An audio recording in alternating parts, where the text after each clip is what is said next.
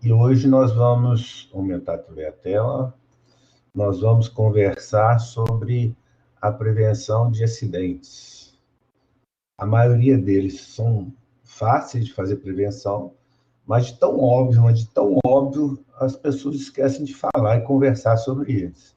E insistir em todas as consultas. Ou seja, todas as consultas de pediatria deve ser discutida a prevenção de acidentes na infância e na adolescência. Ok?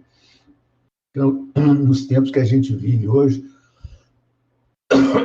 como é que tá as famílias? A maioria trabalhando fora, né?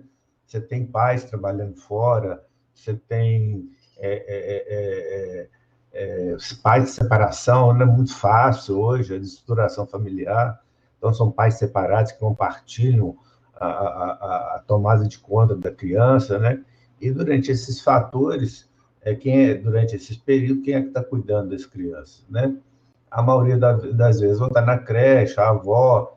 Eu já tive casos que irmão mais velho que estava tomando conta, né?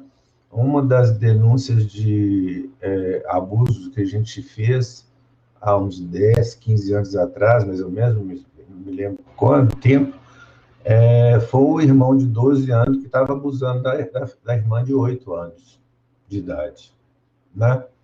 Então, a gente tem, além de correr risco, né, para acidentes, existe ainda o risco de abuso, né? Então, a gente tem que ficar atento. E a maioria das vezes a avó, coitada, não está conseguindo, né? A gente tem história que a gente conhece de pessoas que trabalham como doméstica, em que os filhos ficam com a avó.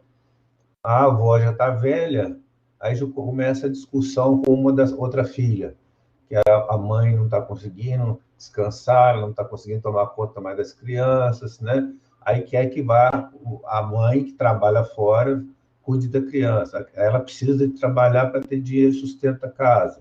O pai trabalha fora. Então você vê como é confuso, como é difícil às vezes a gente ajustar isso no nosso dia a dia, no nosso trabalho.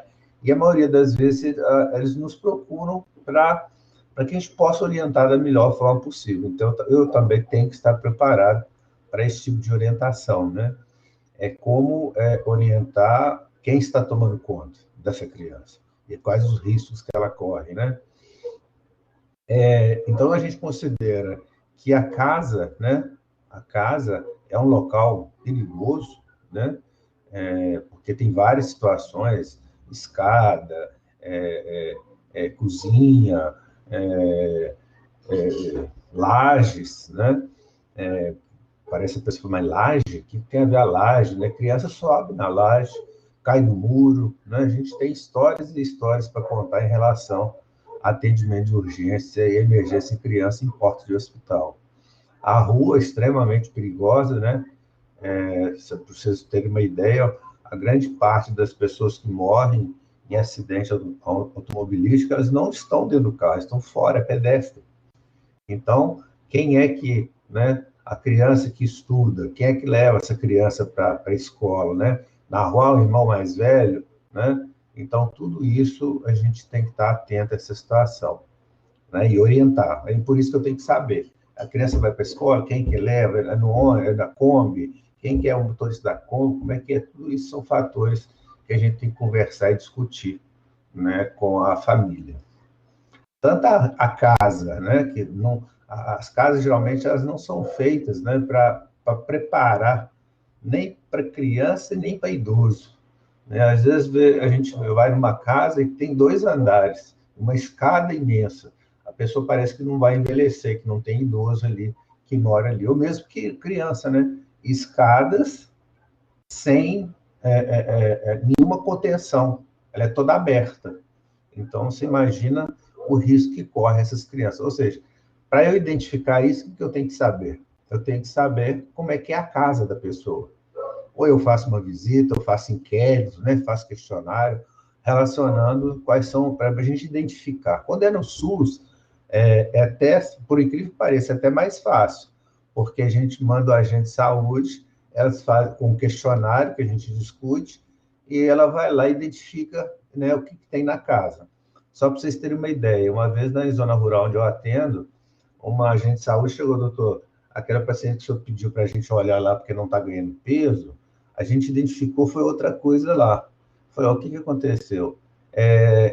O pessoal faz plantação de morango e os produtos agrotóxicos, né, que são usados, fica no porão, debaixo do quarto da criança da criança e da mãe, né?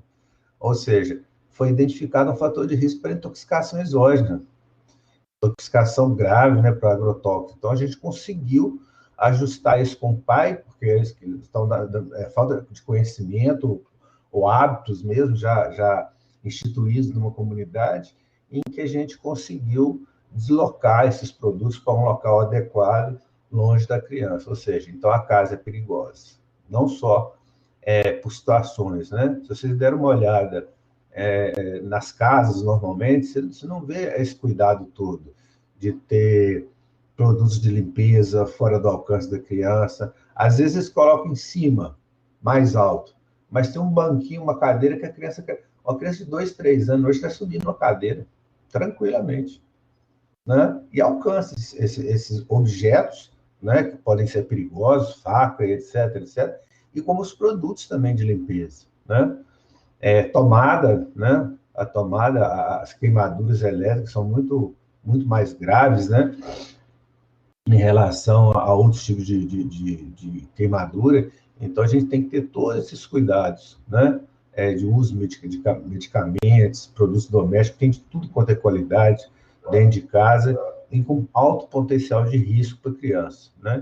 Inclusive, a gente tem que saber, inclusive, as plantas que existem dentro de casa, se algumas delas têm potencial tóxico, né? Pra vocês terem uma ideia, uma vez na zona rural, eles viram que eu estava mancando, que eu estava jogando futebol, torci o tornozelo, eles me recomendaram uma flor que chama trombeteira, que era para eu pegar a planta, ferver e colocar, né, como uma compressa quente do produto.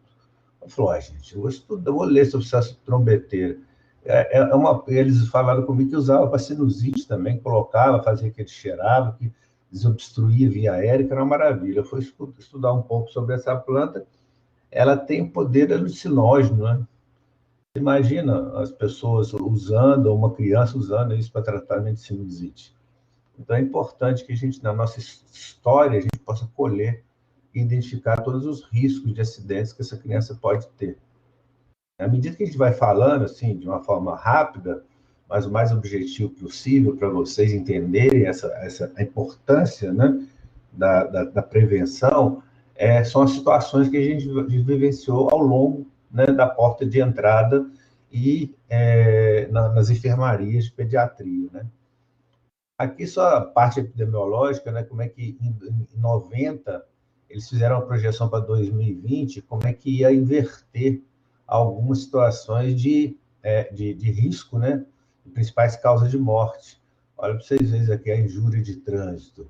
Aqui em 99, olha próximo de aqui 2020, em causa de morte, né? Aqui continua, depressão. Olha o índice de depressão, como é que cresceu numa estimativa feita de 90 para cá, né? Então, a gente tem que ter cuidado que as injúrias de trânsito, né, tornou-se, né, uma importante causa de óbito, não só para quem está dentro do carro, mas como os pedestres também. A gente, como pedestre, tem que ter o maior cuidado, mas muito cuidado quando a gente vai atravessar uma rua. E hoje piorou mais ainda, né? Porque a gente vê gente atravessando rua olhando o celular. Mais uma vez eu repito, o celular é ótimo, mas cuidado, né? Na hora que você vai atravessar uma rua, né? Porque às vezes um carro para e aqui, aí perto mesmo da faculdade, uma pessoa parou, um carro parou para uma senhora de idade atravessar, a moto veio e não parou. Atropelou a senhora, bateu com a cabeça, traumatismo craniano e óbito. Não tem muito tempo, não, há uns 2 anos, mais ou menos, que ocorreu isso. Então, cuidado com todas essas situações. Se uma criança interna, né, perdão, se uma criança morre, né, para cada uma que morre por trauma, o que é que acontece em relação às outras? A gente tem em torno de 20 a 50 hospitalizações e um terço delas com sequela permanente. Olha para vocês verem, né? não só o prejuízo, né, das pessoas em relação à reabilitação, porque elas têm sequelas permanentes em relação a isso, né, como custo que poderia ser investido em outras coisas para diagnósticos e tratamentos, né, dessas doenças mais frequentes que a gente tem por aí. Até 1.000 atendimentos ambulatoriais para acompanhamento de reabilitação, né, desses acidentados. Como a gente sempre conversa com vocês, parece uma business chato demais, toda aula ele fala isso, mas que nós trabalhamos muito com prevenção, porque quando o negócio acontece, é imensamente desagradável se você identificou uma situação que poderia ser evitada e ninguém nunca conversou. Não é porque a mãe não sabia, não. Né? Porque a mãe não sabia, porque ninguém conversou. Era tão óbvio, né? Por exemplo, a idade. Em cada faixa etária, a gente tem um risco. Então, eu sei o risco que tem uma criança abaixo de 2 anos, né? Que é o lactente até 2 anos, ele tem uma tendência maior de quê? De trauma craniano, né? De danos neurológicos. Mas quem que dá esse risco para essa criança? Não é a criança. Você não vê, fala assim, uma pesquisa que a maior causa de trauma na criança é queda da própria altura. As crianças saem correndo e caem. Não é. Geralmente é um dano causado por terceiros. É pelos pais, pelos adultos que tomam conta, né?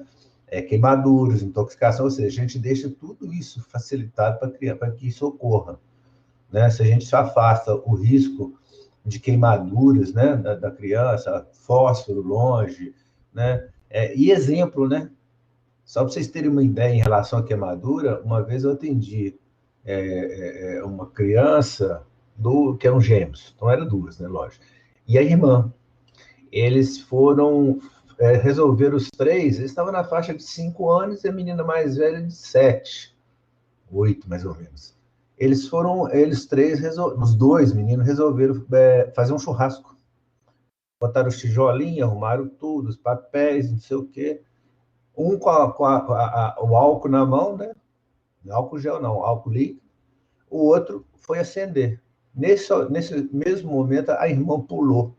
Então, um jogou o álcool, o outro tacou fogo e a irmã pulou. Aí pegou na perna da menina, teve queimadura de 2º grau. Quase toda na perninha, né? Do joelho para baixo. Mas por quê? O pai fazia churrasco. E eles ficavam perto e ele ensinava como é que fazia o churrasco. Né? Depois ele, na conversa, na consulta, na entrevista, de onde que eles tiraram isso? Quer dizer, álcool fácil de pegar e fósforo fácil de pegar. Uma coisa que poderia ser totalmente evitável e uma menina com cicatrizes, né? Poderia ser até pior por causa de um exemplo, né? Ou seja, quando você está mexendo com alguma coisa, nada de criança perto.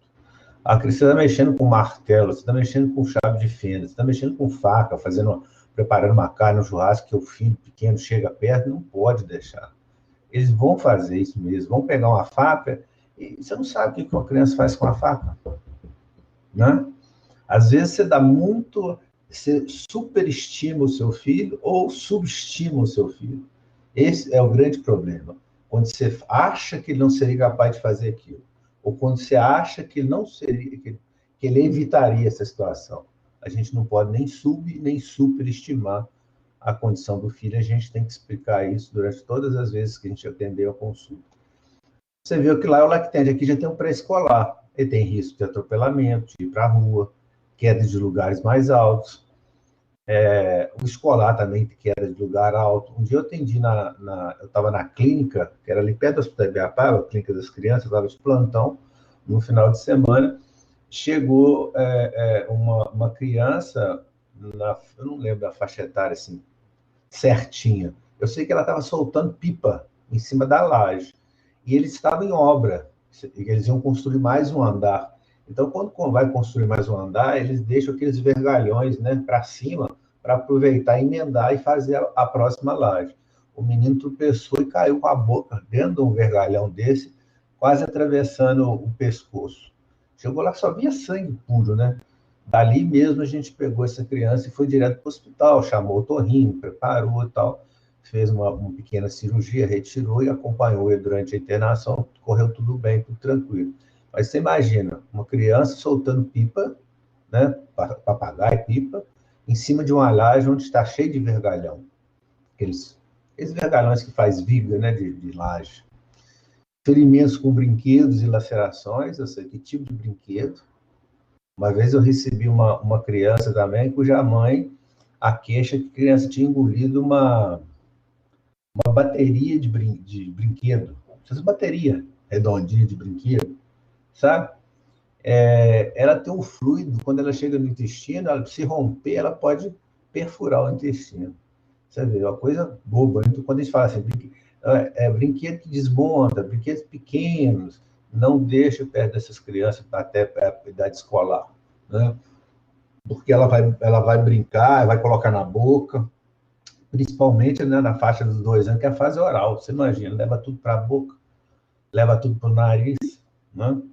Põe dentro do ouvido. Então, as histórias são as mais diversas possíveis, né? Aí o escolar, você vê que a escolar já entra até a arma de fogo, né? A gente conhece várias histórias que você vê no noticiário, né? De um adolescente, de uma criança mesmo escolar pegar uma arma do pai, mesmo que o pai é policial, às vezes está em local inadequado, e leva, vai brincar com o irmão ou com o amiguinho, e isso aí pode causar um acidente, né? Não aquele que pega a arma e sai para matar realmente. Queda de bicicleta, traumas dentários, ferimento e lacerações, as mais diversas, né? O adolescente que já pega automóvel para dirigir, já anda de moto, né? Às vezes sem carteira, sem aprendizagem nenhuma, é um risco muito grande de sofrer acidente. A gente tem várias situações, né, ocorridas ao longo da profissão que a gente vê, atropelamento, queda de bicicleta até adulto, né? Adulto cai de bicicleta, então tem que ter muito cuidado. Fratura por prática esportiva, né? Na minha fase de adolescência eu não tive, não, mas na fase mais velha eu tive fratura de joelho, ruptura de tendão, tudo jogando futebol. Mas é um fator de risco, mas é acidente, né? Homicídio, intoxicação por abuso de drogas, tudo isso faz parte de uma conta. Por isso que a consulta, né? Vocês vão estar tendo, já está tendo, né?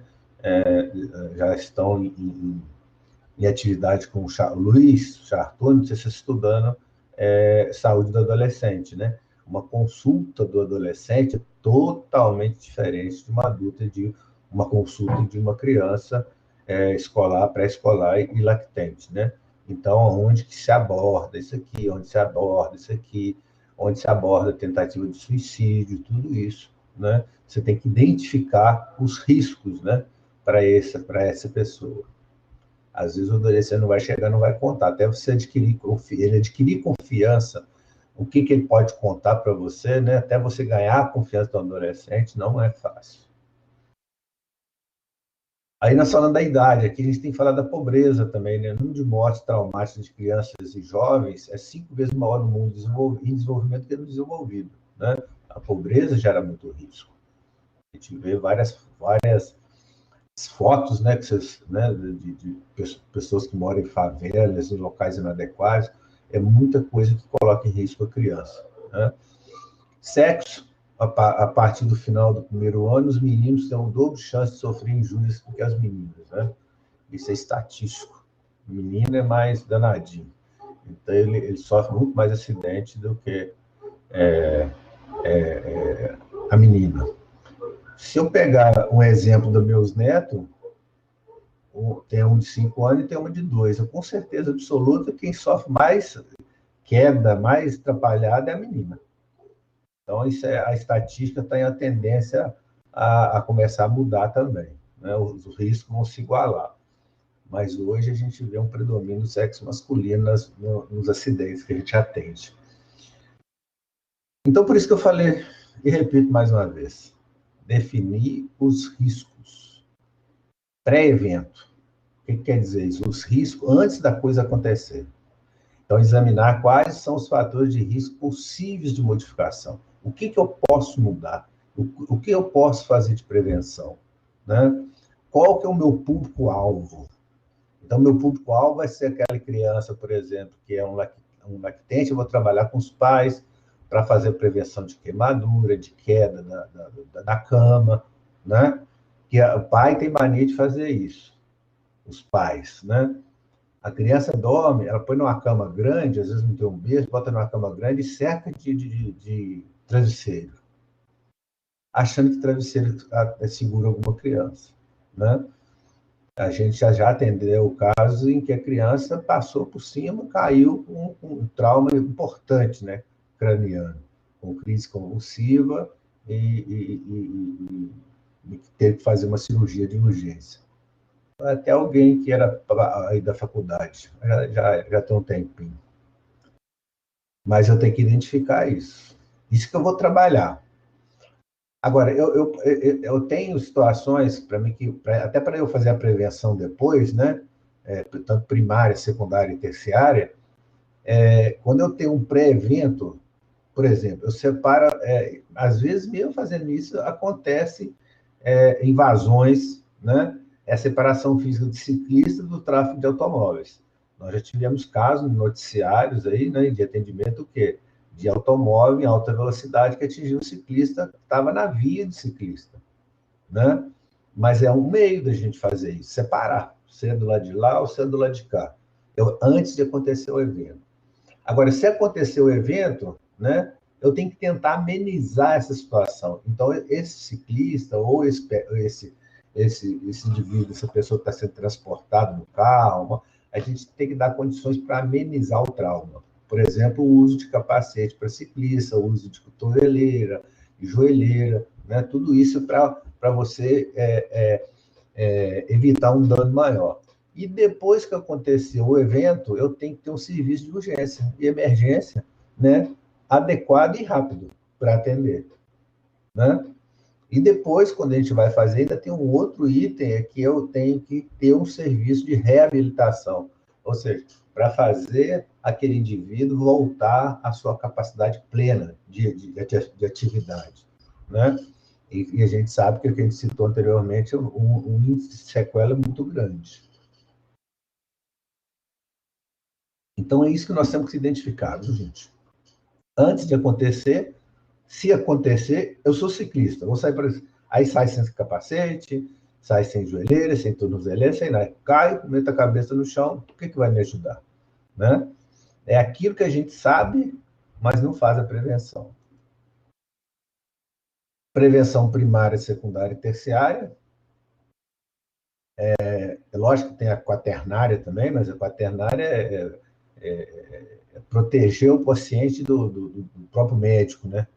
Essa é uma discussão já efervescente, como diz o outro, aí a prevenção quaternária no que ocorre hoje no tratamento da Covid. Hoje já tem 2 livros publicados, que eu até trabalho com a turma da bioética, que é da Luciana Dardalto, Bioética e a Pandemia da Covid-19. Excelente, os 2 livros. Tem até o e-book na biblioteca, exatamente mostrando tudo o que está acontecendo, tudo que aconteceu com os estudantes de medicina, aconteceu com os residentes em relação ao atendimento a pacientes com Covid e tratamento, respectivamente. Então, a prevenção primária é aquela para a gente evitar que ocorra, né? O acidente ou evitar a transferência de energia à vítima, em quantidade que exceda seu limiar de tolerância. Ou seja, eu vou evitar que ocorra, ou se ocorrer, então entra aqui na prevenção primária. É o evento, pré-evento e durante o evento. Eu tento evitar que ocorra, com legislação, não pode dirigir bêbado, tem que usar cadeirinha, tem que fazer essas proteções todas, né, para você evitar que ocorra acidente e evitar um trauma, né? Por que a gente usa cadeirinha? Né? Por que usa o cinto de segurança? Antes era uma coisa obrigatória e todo mundo reclamava. Hoje, ninguém se sente bem e nem pode se sentir bem andando sem proteção, sem cinto de segurança. Porque se acontecer um acidente, vai voar mesmo e vai longe, né? Uma vez eu estava indo para Belo Horizonte, teve um acidente na estrada, eu parei com a minha esposa para né, ver quem estava na situação, porque ainda não tinha chegado ainda nenhuma ambulância, e não adianta a gente passar, né? A gente tem que parar mesmo e perguntar se existe alguém, algum médico, se existe algum enfermeiro que está ali para dar assistência. E se você, como estudante de medicina, se não tiver médico, não tiver ninguém, você é a pessoa mais habilitada a dar esse atendimento, essa prevenção de proteger todo mundo, colocar os sinalizadores, os triângulos, essas coisas todas, e dar primeiro atendimento aos acidentados, né? Por incrível que pareça, tinha duas senhoras andando, e um marido, assim, totalmente desorientado, de subir num barranco, o carro, não sei o quê, e era só vocês que estavam lá, tem mais alguém? Senta aqui, boa gente, procura aqui, proteja aqui, segura aqui. Quando eu desci, né, com mais três pessoas, o carro estava encostado numa árvore, a árvore segurou a descida do carro, e tinha um bebezinho lá de mais ou menos, ele estava na cadeirinha, devia ter uns 3 anos de idade, 3, 4 anos de idade, numa cadeirinha, sentado no meizinho certinho, sem um arranhão, sem nada. O pessoal segurou o carro, eu entrei, estiquei o braço, soltei o cinto e peguei o bebê no colo. Quando eu cheguei lá em cima, a mãe não sabia nem que aquele era bebê dela, né? Estava totalmente desorientada. Ou seja, a cadeirinha foi a proteção do bebê. Ele não teve nada, ele ficou no mesmo jeitinho, calmo, não estava chorando, estava tranquilo, uma coisa assim que, que me mostrou como é importante o uso da cadeirinha e desses protetores, né, desses instrumentos, né, de transporte seguro, né? Não só para criança, mas para o adulto. Então, eu sou um defensor, um lutador, um brigador e um xingador, e tudo que vocês podem imaginar em relação a eu ver uma criança sendo transportada num carro sem proteção. Eu falo mesmo, paro, chamo atenção, uns ouvem, outros xingam, né? Mas eu faço a minha parte, porque eu sei como é que é importante, né? A prevenção secundária é um sistema efetivo de atendimento aos feridos e cuidados hospitalares, né? Então, tem que ter um atendimento adequado, tanto ao atendimento de urgência como dos hospitais. E a terciária é aquilo que eu falei anteriormente, né? Se auxiliar a vítima a voltar ao seu potencial máximo antes que ocorreu, né? Antes do evento, né? Ou que ele recupere totalmente, ou que ele tenha o menor grau de incapacitação possível, né? É o tipo de prevenção que a gente tem que fazer e estar atento a isso. Então, a gente tem que estar, né? Se nós somos motoristas, se nós viajamos, se nós estamos nas estradas, o cuidado tem que ser redobrado, né? Chamando mais atenção. E se preparar, estudar e participar de tudo que estiver na faculdade em relação ao primeiro atendimento em caso de acidente, em caso de enchente, essas coisas assim. Pra vocês terem uma ideia, eu era calouro, carequinha. Eu fui fazer uma viagem lá para Ipatinga, com uma tia minha, os filhos dela moravam lá. Eu fui de companhia com ela. Lá teve, na época de uma enchente brava, grave que teve lá, né? Eu estava lá no hospital ajudando o pessoal lá. A minha tia falou: se vocês precisarem, que tá o meu sobrinho, que ele é médico. Eu ficava assim, meu Deus, eu dizia, gente, eu ainda nem entrei na faculdade, eu só passei. Né? Eu era calouro. Mas a gente estava naquele atendimento básico, né, ajudando as pessoas lá. Mas é uma situação que a gente não pode fugir, tem que se preparar, né? Tem que estudar sobre isso, tem que fazer curso, tem que fazer atividade dentro do possível, né, da vida acadêmica de vocês. O que a faculdade dá, o que a faculdade não dá, tem que correr atrás, tem que aprender urgência e emergência, fazer curso de ACLS, ATLS, quantas vezes for possível fazer, né? E hoje a faculdade ainda tem o laboratório de habilidade, que ainda é um fator de treinamento, né, que a gente tem para fazer, porque antigamente a gente tinha teoria, mas a gente sabe como é que a gente treinava? Como é que a gente treinava entubar? Não tinha como, né? Para a gente ter habilidade nas mãos, né? Quanto mais você treinar, mais habilidade você vai ter. É igual andar de bicicleta. Quanto mais você andar, mais habilidade você vai ter, e etc, etc, etc. Ok? A estratégia de prevenção pode ser ativa, passiva e mista. O que é ativa? Ativa é que eu preciso fazer alguma coisa. Passiva, eu não preciso fazer nada para que ocorra. Por exemplo, a lei de trânsito, né? Não há necessidade. O que acontece? Tem a lei, eu tenho que seguir. Então, eu não preciso fazer esforço nenhum. O medicamento com tampa de segurança também, né? É um medicamento que você já deve conhecer, que a tampa você roda, roda, roda, roda, não abre. Você tem que abaixar, apertar e rodar para tirar, né? Se todos os medicamentos tivessem essa segurança, seria muito mais fácil. Então, essa aqui é uma coisa passiva. Ativa, né? É eu ter o cinto de segurança, mas eu tenho que afivelar. Eu tenho que pegar o cinto e encaixar. Isso é uma ação que eu estou fazendo. É a mesma coisa quando eu faço a mista aqui, ó. Essas grades de proteção na janela. Ela está aqui, ó. Ela é passiva, mas para ela ficar passiva, ela antes foi ativa. Eu tive que comprar, tive que instalar, tive que fazer esse movimento, né?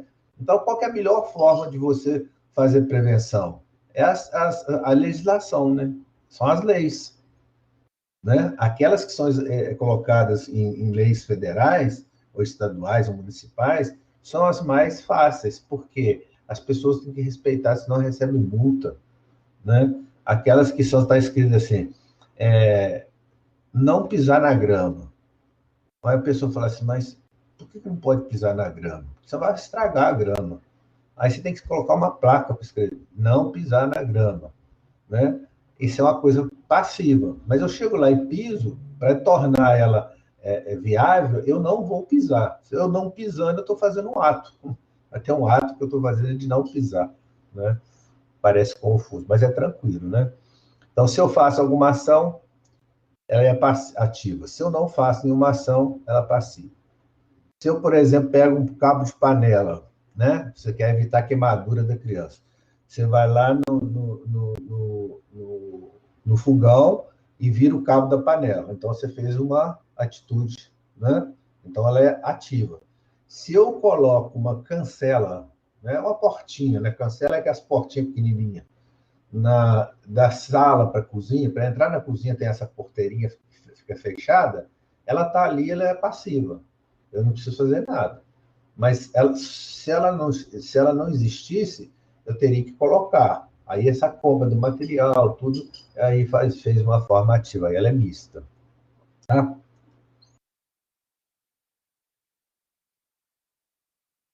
Esse definir a população alta, alvo, a gente já falou, né? Em quem que eu posso intervir? Quem é mais susceptível a sofrer um trauma craniano? Quem é mais susceptível a queimadura? Quem é mais susceptível a atropelamento? Eu sabendo disso, eu vou atuar nesse grupo, né?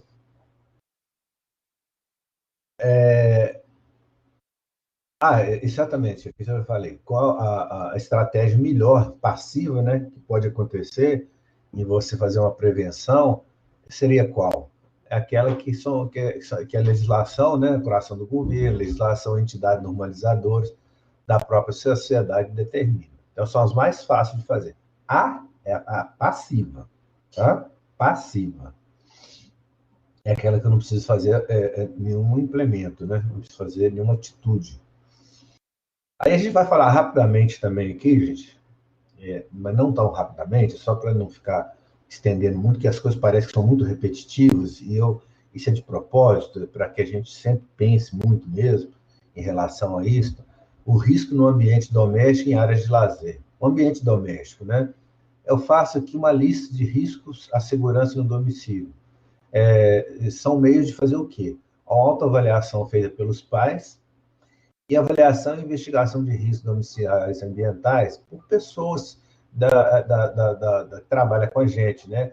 Por investigadores, agentes de saúde. Ela vai identificar, por exemplo, lá na casa tem uma escada e na escada não tem nenhuma proteção. Olha esse bebezinho aqui, sobe tranquilamente, né? Então, quais os riscos? Existe esse risco, eu vou trabalhar, vou orientar para colocar uma proteção, colocar uma cancelinha aqui para a criança. Ela não consegue ainda não. Não subestime sua criança. Você imagina, não sobe, mas ela desce. Então, lá em cima tem alguma proteção? Não tem. Então, essa criança vai descer. Ela vai descer mesmo e vai acontecer um acidente, e às vezes grave. Pelo menos semestralmente eu posso fazer isso. Por isso que eu estou falando com vocês. A nível de posto de saúde, às vezes é mais fácil fazer. O agente de saúde vai lá, cada grupo de agentes de saúde tem um grupo, né, que eles tomam conta.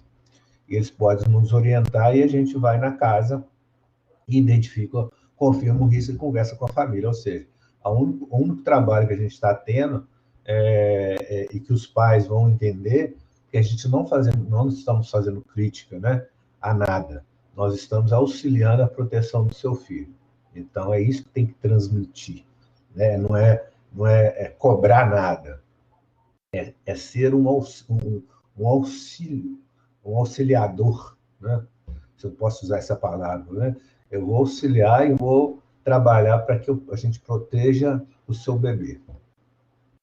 Isso tem que falar. Quando a gente faz inserção de crítica, de cobrança, né, de qualquer coisa na família, aí é mais complicado. Olha a prevalência de acidentes domésticos de acordo com faixa etária. 0 a 1 ano, asfixia. Coisa que coloca dentro da boca, em vez de ir para o estômago, vai, aspira para o pulmão, sufocações, aquela criança que dorme com as cobertas fofinha, solta, sem estar presa, a criança enrosca naquele trem lá, sufoca, quedas, né? Quedas do berço, principalmente, não, porque o berço tem que ter cuidado também. Ele tem nível de altura. Então, a cada período que a criança vai crescendo, você tem que olhar em qual período que ele chega com a barriguinha, né, em cima e que ele consegue cair, virar. Vai tentar pegar uma coisa e cair. Né? A gente tem que orientar como é que tem que ser o berço tem que ser mais estreito, não pode ter jeito da perninha atravessar, não se a perninha atravessa, quando vai virar, pode ter uma fratura. A gente já falou dos corpos estranhos, intoxicações, né? Que são coisas ao alcance da criança. Quedas, asfixia, queimadura, intoxicação, atropelamento, que a criança começa a sair, né? Então você tem que ter proteção na saída de casa, não pode estar com o portão aberto. Foi já uns anos atrás, aí teve uma história, acho que vocês devem ter tomado conhecimento, de uma criança que morreu afogada. Morreu afogada numa festa em que tinha uma piscina, não tinha portão, tinha até uma grade em volta, mas o portão estava quebrado, não tinha portão. Eles botaram uma cadeira lá para proteger. Alguém pegou a cadeira para sentar. A criança caiu e veio a falecer por uma situação dessa, né? Quando você tem piscina também, é outra coisa importantíssima e fundamental. Proteção, né, nessa piscina. Ou seja, através de lona, de plástico, de rede, né, ou de cerca, e sendo tudo compatível com a altura e o tamanho da criança. Né? Então, tem que acompanhar tudo isso. Então, eu tenho que discutir isso sempre, nas minhas consultas. Né? Até 4 anos de idade, traumatismo. Hoje eu mexi nesses desenhos aqui, baixei eles e tampei os negócios tudo aqui, então vocês estão notando, né? Até os 4 anos de idade, traumatismo, metade das injúrias, escaladores metálicos, escorregador, essas gangorra, tudo isso aqui existe esse risco da metade, foi essas quedas mesmo. Né? 5 a 14 anos, mãos e braços. Né? Ocorre mais isso. Fraturas, principalmente de membros superiores, em equipamentos escalados de balanços. Né? Outra coisa também, animais, né? Cuidado com animais. Olha para você ver esse jovenzinho aqui e essa jovenzinha aqui. Né? Você imagina esse cabuquinho aqui, ó. Passa uma namoradinha dele aqui, uma cachorrinha, ele sai correndo atrás e leva a criança junto. Né? E às vezes a gente já viu casos que ainda coloca um negócio redondinho para ficar preso na mão da criança ou do adulto. É aí que arrasta mesmo. Então, animal é animal. Ah, ele é bonzinho. Não, é animal. Você sabe que tem histórias de morder, de agredir, né? Animais, o próprio dono, né? O dono que cuida. E aí, numa hora, ele pode ocorrer alguma situação desse nível. Então, a gente tem que fazer essa prevenção. Nunca deixar a criança brincando com o animal desse jeito, ou perto de animal, longe de adulto. Aqui vem os estrangulamentos, cordas, roupa, rede, né? Aqui nós temos que fazer prevenção ativa e passiva. Eu tive um caso que a mãe ficava apavorada, sabe? A mãe, o menino subia na janela e botava um perninho em cima da janela, outra atrás no sofá. E chamava a mãe dele e falava para ela assim: eu vou pular, eu vou pular. A mãe ficava xingando ele, botando ele muito de castigo. Ele, para provocar a mãe, era porque tinha uns 6 anos de idade. E eu já tinha aconselhado botar tela, porque eles moravam num local, tela, proteção passiva, né? Ativa, passiva, para a gente botar aquelas telas que tem rede, né? Aquelas redes que a gente coloca em volta das janelas, nas varandas e tudo. Mas o menino fazia isso, para provocar. Mas ele podia, uma hora, escorregar e cair, né? Então, as quedas são responsáveis por cerca de 80% das lesões, sendo ainda maior em menores de 4 anos. Então, menor de 4 anos, o risco de ele subir, cair das coisas de altura é muito grande. Então, tem que trabalhar isso. Olha aqui um índice que a gente disse aqui em 2012, né? Esse é antigo, mas não mudou, não. Tá? Eu só como exemplo que eu trago aqui. Trânsito, 12%, queda, 49%, 0 a 14 anos. Então, queda tem um significado muito grande. Intoxicação, 3%, queimadura, 16%, trânsito, mas queda em termos de internação. E em termos de morte, de 0 a 14 anos, trânsito. Você verá que a incidência, 12%, mas de ocorrência, de internação, mas em relação a óbito, é 40%. Então, e afogamento, né? Afogamento é extremamente grave. Ele não ocorre com frequência, mas quando ocorre, é grave. Da mesma vez, sufocação. Tem um rapaz que trabalhava com a gente na época, aqui no prédio. O que aconteceu? Ele deixou o balde com água, né? E pegou o pano e foi torcer o pano lá fora. O menino tinha 2 anos de idade, 2 anos e meio, mais ou menos. Ele andando, ele escutou um barulho, quando ele voltou com ele, ele estava de cabeça enfiada dentro do balde, né? Parece uma coisa boba, né? Você deixar um balde, vai lá torcer um pano, mas esquece que tem uma criança em casa. E essa criança poderia sofrer um afogamento, né? Aqui no prédio nosso tem uma piscininha aqui. Uma vez, numa festa, um menininho passando assim, e caiu dentro da piscina, né? Os pais lá para o outro lado, eu estava pertinho, foi tempo de eu agarrar os perninhos do menino e puxar para cima, né? Foi sorte dele e sorte minha, né, de poder ter feito isso e ter visto isso passando perto. Mas essa piscina não poderia estar aberta nunca, jamais, né? Sem proteção e durante uma festa de criança. Mas quando você mora em prédio, né? Cada um é cada um. Difícil às vezes. Queimaduras. A escaldadura, né? Aquela com água quente, né?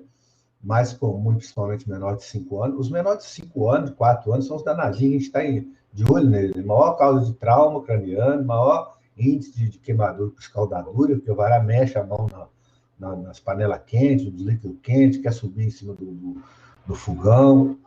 A chama tem queimadura mais profunda, o álcool é mais inflamável, né?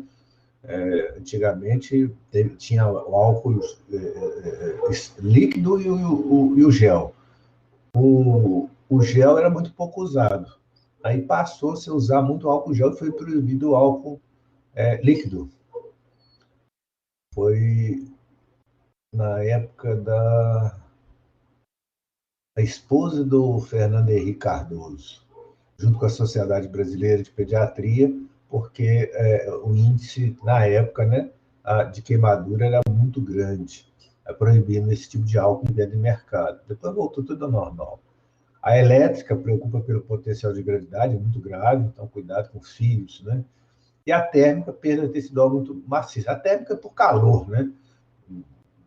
A escadadura, a chama, é tudo térmica, mas não necessariamente. Você pode ter o calor, você pode estar num lugar que você tenha o sol, por exemplo, né? Tem uma queimadura, se você estiver num local preso, muito quente, nessas indústrias, né? Pode ter o calor gerar, e é extremamente grave essas queimaduras. O acidente de trânsito, a gente já falou muito, mas só para mostrar que é 40%, cerca de 6 mil mortes anuais, 2.400 fatais. Das crianças que morrem, 48% eram pedestres, 24 ocupantes de veículos, 6 ciclistas, 22 foram identificados com uma outra situação. É só para mostrar aqui que o pedestre, né, nós como pedestre também temos que nos preocupar muito, não só quando a gente está fazendo uma comparação entre o a gente está dentro do carro e a gente está dentro fora de carro. O risco é muito maior quando a gente está fora. Estratégia de intervenção é o 6Es, como diz os paulistas. Modificação de produto é a gente ter, por exemplo, capacete para ciclista, ser mais acessível, ser mais em preço adequado, a legislação, né, para uso de cinto de segurança, multas mais pesadas, né, quando você está usando, dirigindo com o uso de álcool, as embalagens protetoras, né, de seguro com segurança, acesso aos equipamentos de segurança, cadeirinha, que estejam identificadas com segurança do INET ou qualquer outra, né, que possa dar essa equivalência de segurança dos equipamentos, mas seja acessível e mais barato, né? Porque às vezes você pega um que mais barato, mas quando você põe a criança quando o carro vai dando aqui uma freadinha, a criança vai para um lado, vai para o outro, não tem segurança nenhuma para a criança, né? As estradas mais seguras, melhores estradas, né? Isso aí é governo, né? Mas é o ambiente, é os 6Es que está aqui, né? E o atendimento das vítimas, né? Da emergência também, né? Então, é uma estratégia de intervenção, de ajudar, de melhorar, né? Esses acidentes na infância e na adolescência.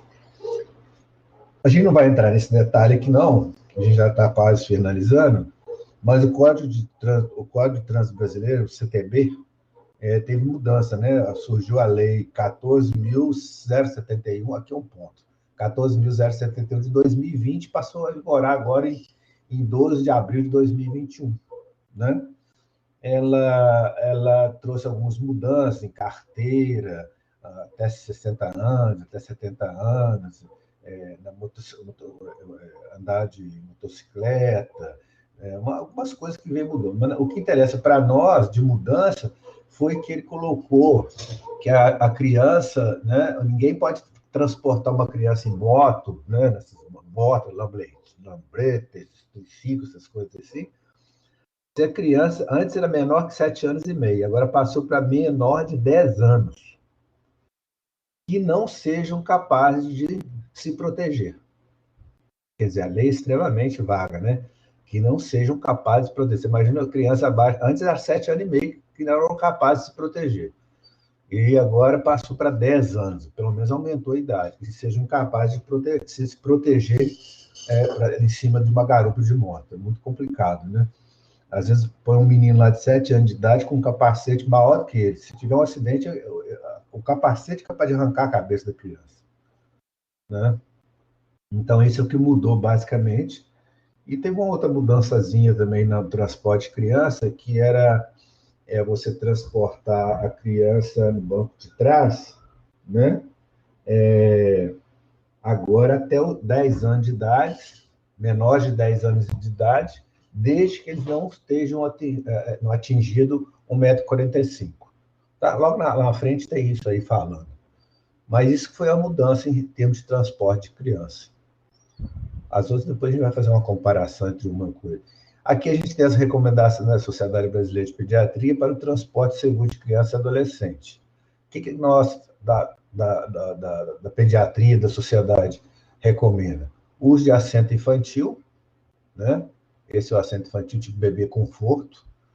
Esse aqui é para criança até os 2 anos, até a criança adquirir a capacidade que o fabricante fala que essa aqui pode ficar até 14 quilos. Então, 14 quilos, o menino pode ter 3 anos e andar aqui, né?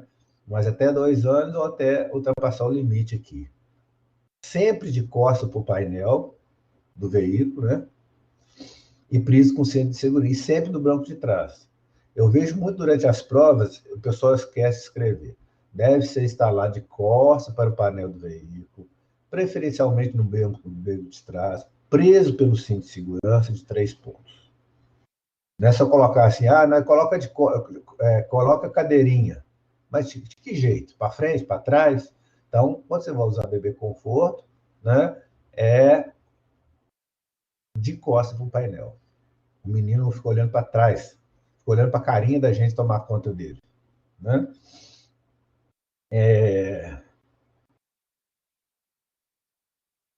O tipo cadeirinha, voltado para frente, aqui também, altura permitida do assento do bebê conforto, varia de cada modelo de cadeirinha para outra, então 30 a 36 quilos. Depois nós vamos ver a diferença que fala em relação ao CONTRAN e em relação ao que é orientado, né? Em relação às cadeirinhas. Então, o que a gente tem? O assento infantil, tipo bebê conforto. Nós temos a cadeirinha, essa já é voltada para frente, no banco de trás, sempre, né? Tudo preso com cinto de, né? Assento de elevação ou booster. O que significa isso? A criança poderia já estar usando cinto, mas só o que acontece? Você não consegue passar o cinto aqui, ó, no meio da clavícula, vai até aqui a cintura e pega aqui, ó, né? Então, você não consegue. Então, o que você faz? Usa o elevador de assento, ou buster. Não pode usar almofada. Então, eu tenho uma cadeirinha própria, um adaptador próprio, né, para você usar nessas crianças que não atingiram 1,45 m. Ou seja, ele não consegue botar o pé no assoalho do banco. Então, às vezes, você pega uma criança numa idade que é permitida andar atrás, com o cinto de segurança, por exemplo, com 7 anos e meio, mas só com o menininho petitinho, baixinho, aí você vai passar o cinto vai passar aqui, ó, no pescoço dele.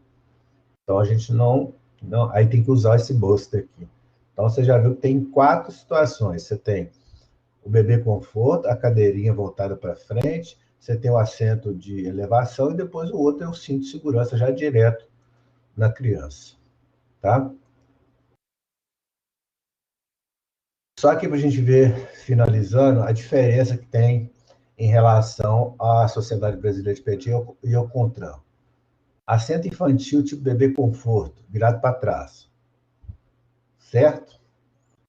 Isso todos dois é a mesma coisa. Na Sociedade Brasileira, recomendo o quê? Do nascimento até que a criança tenha atingido o limite máximo de peso ou estatura permitido pelo fabricante. Usar pelo menos até os 2 anos. Não há limite superior. No CONTRAN, as crianças vão usar bebê conforto até 1 ano só, de costas para o painel no banco de trás. Então, a única diferença aqui é a faixa etária. Tá? O restante é tudo igual. Tudo no banco de trás, virado tipo costas para o painel. A cadeirinha, virado para frente, maior de 2 anos ou acima do limite do assento anterior, usar a cadeirinha pelo maior tempo possível até o limite máximo do seu peso e estatura, no banco traseiro, limite entre 18 e 22 quilos. Né? Aqui, até de 1 a 4 anos que vai usar a cadeirinha só. Cadeirinha e no banco traseiro, virado para frente. A única coisa que aqui é usado de acordo é maior que 2 anos, então não é 1 ano, né? Que aqui é até 2 anos, e o limite máximo é estabelecido pelo fabricante, entre 18 e 32, que seria o uso da cadeirinha. Assento infantil, elevação buster, criança acima do limite para o assento anterior, usar assento até atingir 1,45 m, é aquela situação, 1,45 m, menor de 1,45 m, não consegue botar o pé no chão. Então, por isso que ele tem que usar o assento elevador. Usar o cinto de segurança veicular, adaptar com perfeição, instalar no banco traseiro. Tudo no banco traseiro. O CONTRAN, 4 anos e 7 anos e meio, de 4 a 7 anos e meio, usando o assento de elevação no banco traseiro. Aqui ele estipula por faixa etária. Entendeu? Então, por isso que mudou no estágio de cinto de segurança de veicular. É a coisa que mudou nessa nova legislação. A SBP, altura mínima de 1,45 m, 36 kg. Todos devem viajar no banco traseiro até 13 anos. até os 13 anos de idade. Aqui, os maiores de 7 anos e meio, cinto de segurança do veículo, transporte no banco traseiro até 10 anos. Nossa, aqui é até 13 anos viajando no traseiro. Até 10 anos, o que faltou completar aqui? Que não atingiram 1,45 m. Tá? Eu vou mandar as aulas para esses slides para vocês. E o que mudou aqui para criança é o da moto, né? E aqui é só recomendando no banco traseiro até 10 anos, né? Que não adquiriram 1,45 m.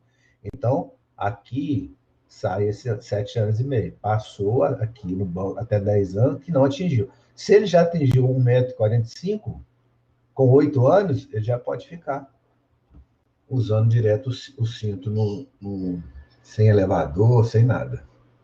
A única mudança que teve para a criança são essas duas coisas dessa legislação. Finalizando, toda hora que falo finalizando, ainda vem um monte de coisa. Aqui eu vou falar para vocês rapidamente as coisas mais óbvias que vocês vão notar em relação à prevenção de acidentes. Aí a gente pergunta e questiona. Então, por que a gente atende tanto acidente na urgência e emergência? Por que tanta criança morre, às vezes, por acidente? Né? É isso que a gente tem que refletir em cima de agora a gente ouvindo isso aqui.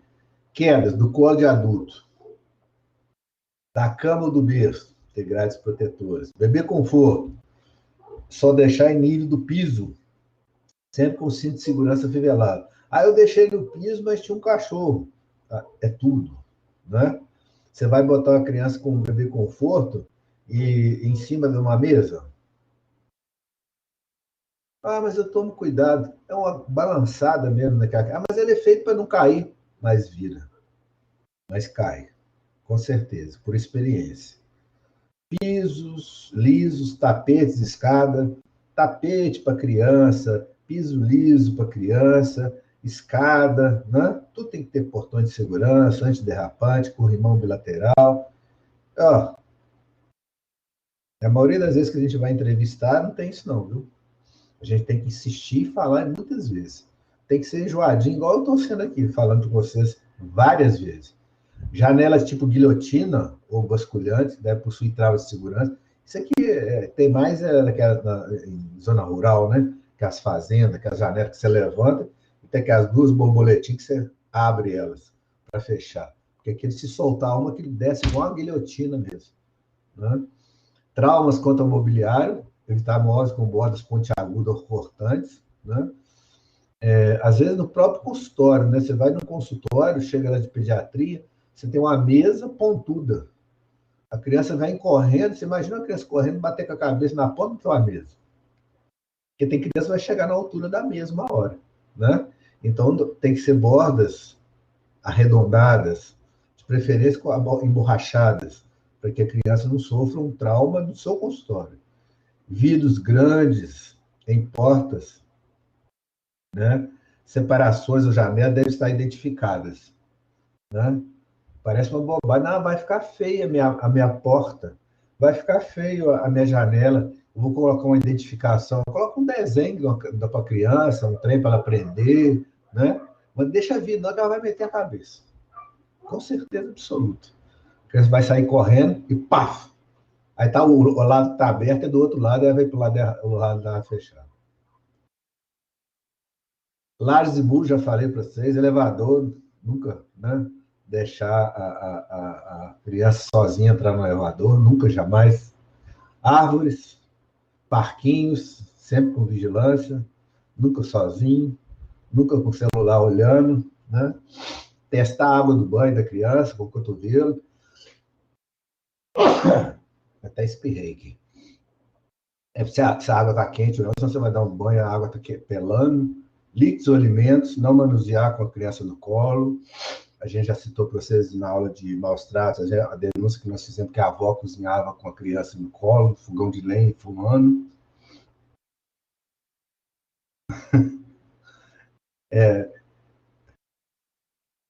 A égua é o cachorrinha? Não. É pequena. Não, eu estou lendo errado aqui. Hebe. Na esquina?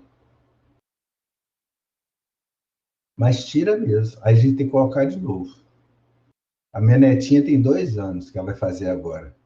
Ela arranca. Pra você ter uma ideia, ela estava arrancando as coisas que estavam amarradas no berço, arrancando com os dentes, puxando fora. É isso mesmo. É impressionante. Criança é fantástica. A gente tem que estar de olho o tempo inteiro. Líquidos, alimentos, né? Mesmo quando você for dar comida para a criança, começar a dar, né, a partir dos 6 meses, tem que ver se está quente, se não está quente, né? Está uma temperatura adequada ou não. Cabo de panela voltada para dentro, vela, isqueiro, fósforo. Né? Às vezes você vai fazer uma comida romântica para sua esposa, coloca lá, coloca umas velas acesas, esquece que você tem uma criança em casa, né? Então tem que ficar atento a tudo isso. Tudo longe da criança, mas longe mesmo. Né? Ferro de passar, aparelhos elétricos, né? Tudo longe. Frasco de álcool, produtos inflamáveis, banho de sol, somente às 10 horas ou depois das 16 horas. Por isso que a gente recomenda, né? Só para lembrar, nem sei se é isso na prova, não, mas que a gente usa vitamina D, né? A partir da primeira semana de vida, porque essas horas aqui a gente absorve pouca vitamina D, né? Afogamento, olha aqui. O que vale isso aqui? Uma criança sozinha com um trem desse aqui, uma babá, ou mesmo uma câmera, se acompanhando de longe. Você só cai aqui, ó, não tem proteção nenhuma, nada. Né? É um descuido. Criança é curiosa, criança quer aprender, ela não tem medo de nada. Então a gente tem que estar atento a isso, né? Nunca deixar a criança. Banheiro, a criança vai mexer a mão no vaso, vai enfiar a cabeça lá, vai, ela é curiosa. Piscina, praias, rios, só sob vigilância. Baldes, eu citei um exemplo para vocês já, do rapaz que trabalhou com a gente, do filho, que caiu dentro do balde. Talco, cordão ou presilha, aqueles de chupeta, né? Amarra, assim, a criança arranca aquilo, põe na boca. Saco plástico, né? Quantas vezes que a gente fala com as mães, explica direitinho, ela fala, doutor, bem que o senhor falou, você deixou um plástico, afiou na cabeça, ainda bem que eu estava lá. Eu falei, a gente fala, então, vamos de novo, vamos explicar de novo. A gente tem que ter paciência, não criticar e sempre aconselhar. Então, vamos fazer o seguinte, vamos começar de novo. Então, não deve evitar isso, porque nessa faixa etária, faz parte da minha consulta a prevenção de acidentes em todas as faixas etárias. Caroço de fruta, bala, pequeno, objeto. Eu tive uma paciente, ela já tinha acho que 18 anos, 17 para 18 anos. Ela veio a falecer, foi uma história triste que teve aqui em Barbacena. Ela estava em casa sozinha, vendo televisão, ela comendo amendoim. Ela aspirou amendoim, sufocou com amendoim e veio a falecer. Né? Uma coisa boba, né? Você sentada, deitada, né? Vendo televisão e comendo alguma coisa. Você imagina uma criança, né? Caroço de feijão, essas coisas tudo. Lençol, manteiga, olha que cobertorzinho bom para a criança focar aqui, né?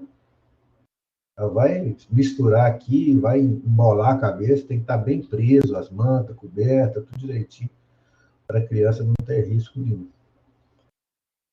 Usar tempo talvez de segurança, medicamento fora do alcance, não tem caso derivado de petróleo, né? Só para vocês terem uma ideia rapidamente, nós atendemos, eu estava no posto, lá na sua escola, atendendo quando eu fazia um ambulatório de pediatria com os meninos de 7 períodos. A gente estava atendendo, chegou um paciente para a gente atender, ele estava, assim, a mãe falou que ele estava meio esquisito. Mas quando a gente começou a conversar, chegou perto dele, a gente sentiu o cheiro de álcool. Né? Aí eu cheirei pertinho dele e falei, você está com cheiro de álcool mesmo, de cachaça. A mãe falou, não é possível. Eu falei, esse menino bebeu, ele está ainda preparando, falei, vamos preparar, vamos hidratar, vamos botar um soro, vamos botar uma glicose nesse menino aqui, que ele está tonto, está bêbado. Daqui a pouco chega o outro, a outra da vizinha, com o outro menino também do mesmo jeito. Né? Eu falei, mas vocês conhecem? Eu conheço. Mas eles estavam onde? Nós estávamos brincando na garagem. O que tem lá na garagem?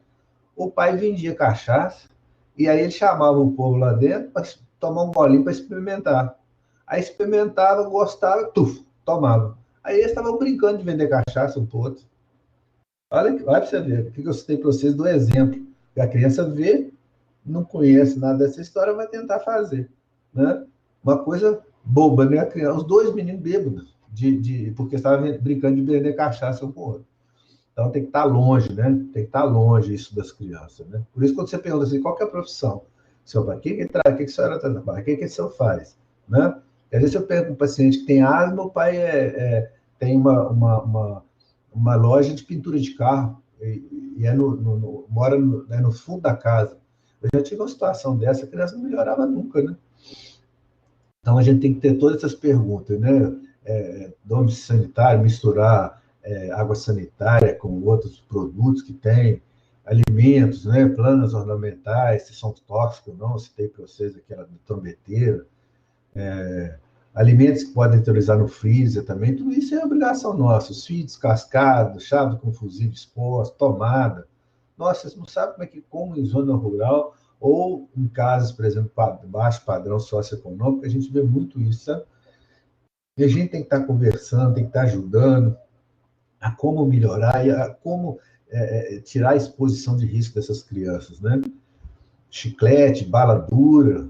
Teve uma época, não é na época de vocês, não, mas tinha uma época que tinha a bala soft, acho que não é tempo de vocês, não. Uma bala redondinha, você dava a primeira chupada, ela já escorregava para a garganta abaixo. Você imagina uma criança, ela às vezes ia para esôfago, mas podia ir para aspirar para pulmão, né? Então, isso tem que estar tudo longe da criança, tudo, alfinete, botão, medalhinha. Às vezes vocês botam as medalhinhas nas crianças, amarradinha aqui, a criança põe aqui na boca, tudo isso, gente. É tanto detalhe, mas que a gente tem que estar atento a isso no nosso dia. Brinquedo, né? Não pode botar um brinquedo numa criança, às vezes, que não tem capacidade de mexer com isso, andar de bicicleta, né? Em áreas, em locais inadequados, aí serve para adolescentes também, para adultos também, né? Não só na época, a idade certa, mas também em locais adequados para você estar andando. Objetos perigosos, né? Isso aí, né? Faca, furador, martelo, alicate, chave. Né? Por exemplo, eu tenho um neto, 5 anos de idade para 6. Eu vou lá para o sítio e ele vai para lá. Né? E tem uma netinha de 2 anos. Né? Ela fica andando para lá e para cá, e ele também. Às vezes ele chega e diz, vô, o que você está fazendo? Eu falei, filhinho, eu estou fazendo isso assim, mas esse martelo não pode pegar, vou botar ele lá em cima, isso aqui você não pode não, por causa disso corre esse risco. Eu converso e tento esclarecer para ele o risco que ocorre. Mas se a gente não falar e deixar pegar, deixa, coitadinho. Ele vai aguar, né? Tem essa história, vai aguar quando não vê uma coisa que vai comer, nem sabe o que é, vai aguar. Aí a gente tem que orientar. Não, não pode, por isso, por aquilo. Né? Brincadeira com animais, cavalo. Ah, deixa ele andar de cavalo. Sozinho não pode. Tem que ter alguém segurando, tem que ter alguém carregando, tudo isso. Então, às vezes, tem que ter muita tranquilidade para saber identificar os riscos, né? Até isso, você imagina, eu contei uma história aqui de final de semana, de você ir para uma roça. Né? Você imagina se a gente não conhecer tudo que acontece em volta da criança, para poder ajudá-la e protegê-la. Né? Finalizando agora, de verdade. Quais são as orientações para os pais? Seja o exemplo do seu filho. Então, mostre o que é correto fazer. Ensine a distinguir os riscos que ele pode assumir daquele que deve ser evitado. Pode assumir esse risco ou não pode? Né? Ensina a melhor maneira de enfrentar os riscos que não podem ser evitados. Vai para a escola, vai numa Kombi. O que você cuidado? Não fique em pé, vai sentar, faz isso, não atravessa a rua só quando alguém levar, tal. Então, isso tem que ensinar. O objetivo é conhecimento e cautela, não medo. Ou seja, é conhecimento, é conhecer os riscos. Senão também você vai colocar uma criança com medo que não vai fazer nada, não quer sair de casa, não vai fazer nada. Então, cuidado, não é o que a gente está fazendo. É objetivo, né? É conhecer, ter cautela, ter tranquilidade. Não é botar um menino medroso que não pode fazer nada. Né? Porque, às vezes, a primeira palavra que a criança aprende dos pais é não. Não faz isso, não faz aquilo, não pode. Né? A criança vai falar, nossa, como fazer nesse mundo? Eu não posso fazer nada. Então, é saber conversar o que é o não, o que pode fazer, o que não pode fazer, o que tem que fazer junto com os pais. Até para você ver, quando você tem o seu filho, sua filha, você tem que conversar sobre manusear as pessoas no local, nas escolas, que ela está que tá, os locais de creche que está, que não pode mexer em algumas partes, só o pai, ou só o médico, né? Porque às vezes eu chegar no consultório, falar para o menino, eu vou examinar aqui para ver se você tem fimose, se as bolinhas estão tudo no lugar, tudo certinho, ele não queria deixar. Aí a mãe falou, não, ele pode, o doutor pode. Aí você via que aquela mãe orientava, entendeu? A gente está fazendo uma prevenção, né, de abuso sexual, de manipulação. Vocês viram quais são os tipos de abuso que você tem? Só de ver, só de manipular, só de mexer. Então, para que a criança não sofra abusos, ela tem esse tipo de orientação sem explicar para ela o que é abuso, não abuso, que ela não vai saber o que é isso. Use o bom senso, não superestime seu filho, acreditando uma inteligência maior do que ele tem. E também não o subestime, julgando que ele não é capaz de pensar por si mesmo. É aquilo que nós falamos desde o início, né? Nem superestimar, nem subestimar o menino, que ele não seria capaz. Ah, eu achei que ele não ia fazer isso. Não. Eu achei que ele sabia. Não, você nunca conversou com ele, então a gente tem que estar atento a isso, tá? É isso que faz de nós, que atua na prevenção de forma sistematizada, ou seja, sempre. Então, vocês lembram, né, na primeira aula, os diagnósticos que a gente dá, né? 5. Entre eles, a gente vê o estado da criança em termos de vulnerabilidade, né? De risco. Finalizando mesmo, está aí. Ó, a prevenção é a melhor forma de proteger seu filho. Então, e cabe a nós, pediatras, né, os profissionais de saúde que lidam com a criança, atuando na prevenção e sempre orientando, sempre trabalhando e sempre conversando com os pais, né, qual é a melhor forma de lidar, de proteger a criança. Não é isso? Aqui a gente fez um ato de proteção, de abraço, né, como que quando você está abraçando o seu filho, você está protegendo, né, está sentindo amor, calor por essa criança, né? E sempre pensando que uma forma de proteger é a prevenção de acidente, que a gente falou com vocês hoje, conversou um pouco sobre isso. É lógico que o assunto não esgota só no que a gente conversou, né? Mas chama bastante atenção nessas primeiras aulas que a gente fez com vocês e essas últimas duas que a gente fez, em que a gente atuou muito em prevenção, promoção e prevenção, né? Em que a gente não falou em doença, né? A gente sempre falou em identificar risco para proteger, né? E que agora, daqui para frente, a gente começa a falar em algumas doenças, a gente começa a falar em outras formas de situação de consumo que a gente tem, mas que a gente deve dar mas muita importância à puericultura, ou seja, a puericultura não acaba, sabe? A puericultura, no meu entendimento, a puericultura é durante a vida toda. Você vai ser como um médico, você vai ser um puericultor, um pediatra, um puericultor a vida inteira. Até a final da adolescência, né, até a maioridade, eu vou estar sempre trabalhando com puericultura, eu sempre vou estar trabalhando com orientação. A puericultura não é só pesar e medir, né? Estar junto da criança, estar junto do adolescente, estar junto da família, para ajudá-los a cuidar bem dessa criança para que ela possa tornar um adulto também bem saudável, tanto fisicamente como emocionalmente, mentalmente, né? E como lidar com os estresses que tem nessa vida que a gente está aqui hoje, né? Passando por elas. Ok?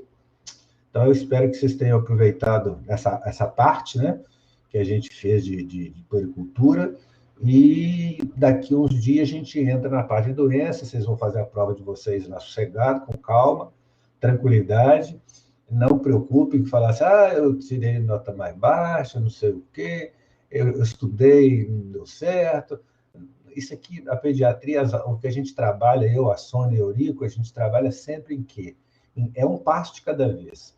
A primeira parte, vocês cresceram um pouco, na segunda mais, na segunda mais, na segunda mais.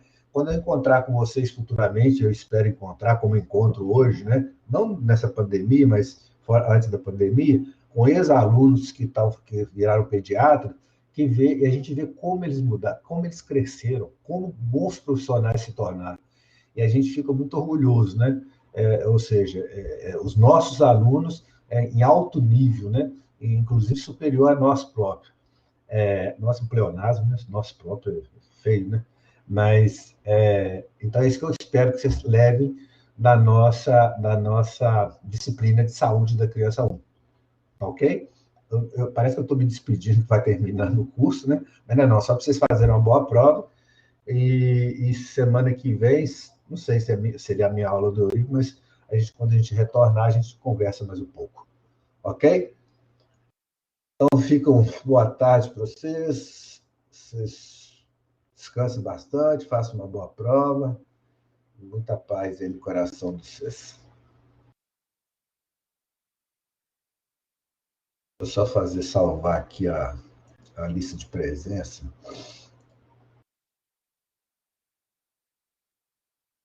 Só uma coisa que eu queria avisar vocês. Tem um gráfico. Tem um gráfico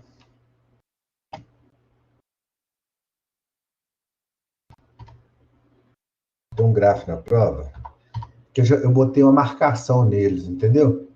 Eu mesmo já fiz a marcação. Se não aparecer a marcação, eu coloquei na questão o peso e a estatura da criança. Entendeu? Se eu coloco o peso e a estatura, se é IMC, é só calcular. Se for de peso, só você pegar o peso e colocar lá no gráfico, imaginar o gráfico, né? Aí dá para vocês entenderem, se não aparecer. Mas no meu aqui, quando eu fiz, quando eu olho aqui, eu dou uma avaliada na prova, ele tá ok. Tá? Ele tá aparecendo direitinho, sem problema nenhum.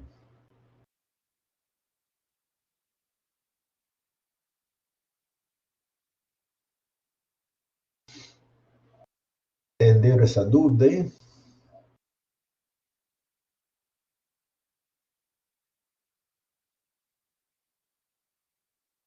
E às vezes vocês leram e falam, eu coloco lá, tá marcado no gráfico, vocês olham assim, dias 3 é feriado, sim. Ele estava na programação antiga e eu tinha esquecido, né? A Sônia que fez o calendário. Ela colocou a aula para mim, mas é feriado sim, tá? Nós não vamos ter aula, não. Aí o que eu fiz? Na aula de diarreia, que a aula é pequena, a aula é rapidinho, a diarreia dura uns 20 minutos, e aí eu coloquei a aula do dia 3 para ficar junto. Eu montei eu vou mandar para vocês o novo calendário que a gente montou, de acordo já com os feriados e as férias de vocês. Eu mando para o grupo aí, para o e-mail de vocês. Ok? Então, um abraço. Tchauzinho.